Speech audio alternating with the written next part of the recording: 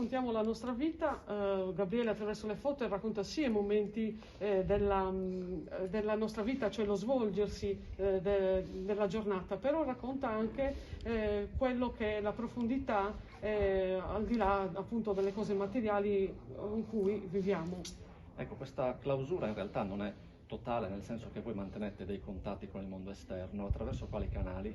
Beh, la clausura attraverso sicuramente la ruota, la prima cosa, cioè l'incontro con le persone attraverso la ruota del parlatorio, che è la cosa naturalmente sempre valida, e poi sicuramente attraverso i social, perché attraverso la nostra pagina Facebook o il nostro canale YouTube o il sito appunto del monastero. E siete in grado, attraverso i pochi mezzi di sostentamento che avete, anche di dare però una mano a chi è in difficoltà, magari anche più di voi?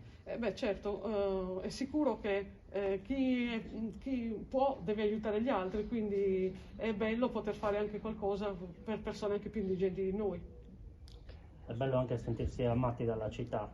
Beh, certo, la città ci sostiene, è una cosa bella. Poi sicuramente il monastero, anche essendo un monumento storico per la città, richiama appunto l'interesse di tante persone.